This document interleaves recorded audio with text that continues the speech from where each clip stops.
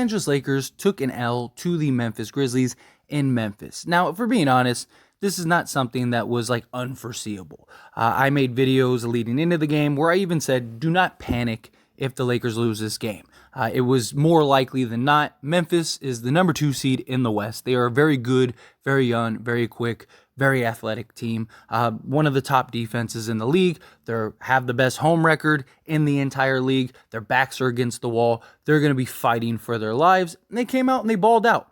This series is playing out exactly like the Golden State Warriors series last year, right? Warriors 3-1, they go into Memphis. Memphis beat them by like 50, and then they end up losing in Game 6.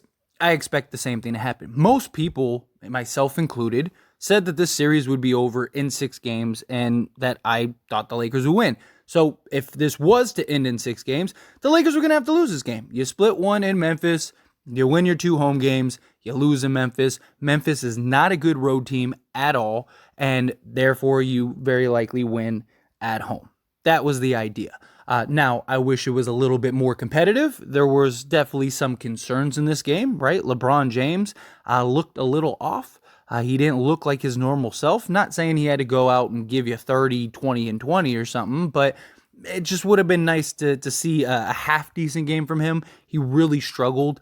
This was very reminiscent to the Clippers game where he was just exhausted, right? He was tired, and he's understandable, right? Year 20, age 38, a lot of concerns and questions about his injury and his foot. He was supposed to, according to him, have off-season surgery that several doctors told him so until he met the LeBron James doctor, and then he basically did some magic, and LeBron James was able to return. One good thing that we got is Anthony Davis with 31 points, 19 rebounds, 1 assist, and the sets we were running with Anthony Davis seemed to really be working, and so hopefully that is a template that we can use to kind of close out this game in Game 6. D'Angelo Russell, he's had a couple spots, especially in the second half of this game and the previous game.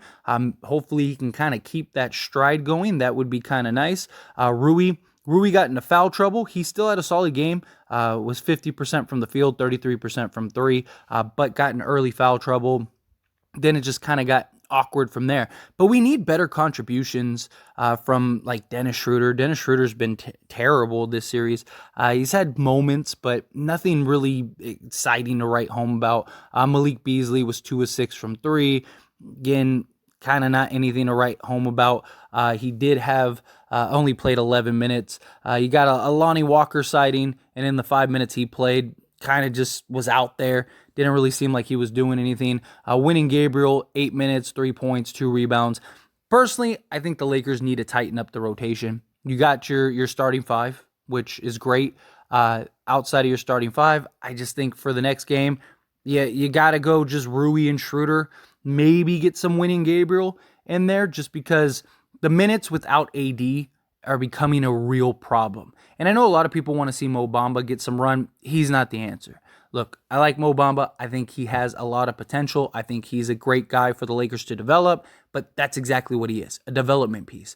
People forget that we got Mo Bamba for essentially free, right? He had some issues on the court and in the locker room and stuff like that, but beyond that, he also is a guy that was really raw and as a project. He's not going to provide much offense outside of just the 3-point shooting. On the defensive end, he's not disciplined. Yes, he's a great help defender, shot blocker. Maybe you could squeeze him a couple minutes, but I just think he'd be more of a liability out there due to just fouling. That leads to guys getting into the bonus. That leads to free throws. That leads to the Lakers being in a compromised position. So I think personally you need to just sew up the lineup, right? Keep Schroeder, Rui, your starting 5, maybe get Gabriel 10 minutes or whatever, just to kind of fill in the Anthony Davis minutes, and you're good to go. That's kind of my thoughts with it. If you have to play Anthony Davis and LeBron James 40 plus minutes, you got to do it, right? You can't risk going into a Game 7. Last thing the Lakers want to do, we need guys to step up, right? Role guys usually play better at home. You're going to have the home crowd. They're going to be hyped. They're going to want you to close out. Memphis is not a good road team, but you know that they're going to show up. You know that they're going to have that energy. You know that they're going to want to really kind of just extend this series. And if you're the Lakers, you're looking at this as like, hey, we need to take this with urgency. We need to take this and run with this and close this series out. The Warriors, they just won on the road against the Sacramento Kings. They're probably going to wrap up their series in Golden State. So last thing you want is to get into a game 7, and now the Warriors are getting rest as opposed to you. That could just put you in a very compromised position if you're the Lakers, especially with LeBron James and Anthony Davis, both dealing with injuries, both just minute concerns are always a big thing with those guys. But in general, look, I still trust this Lakers team. I'm not worried. I'm just not. This is something that I've preached since the series, before the series began, that this is how this was going to go, and it's gone exactly this way.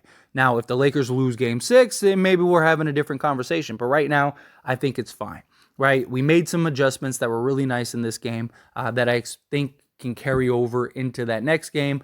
And I really think the Lakers are going to put themselves in a position to close out this series.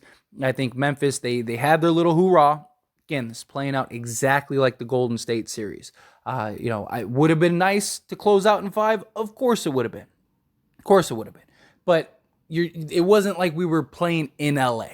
If we were in LA and we lost in game 5, I would have been upset.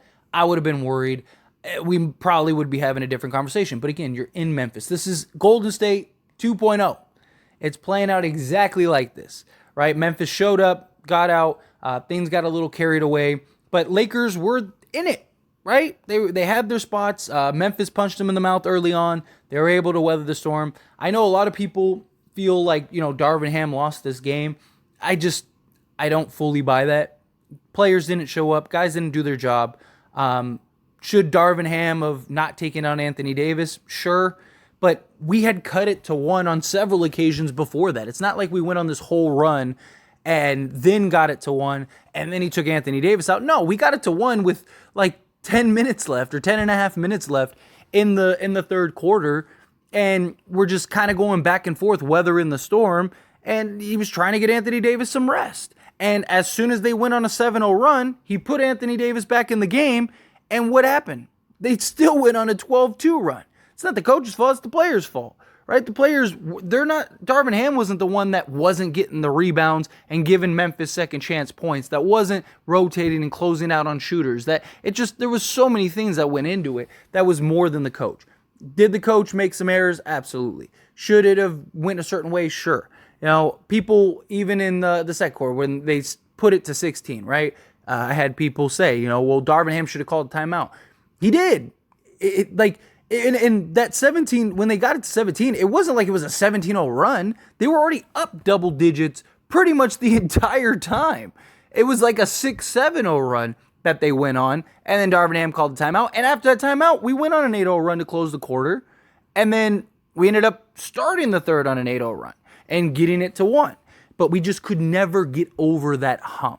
And Memphis, they made that last push, and it was the push that ended up ending the game, right? And that's not ideal, but hey, you take the lump, you take the loss, you take it in stride, you move on.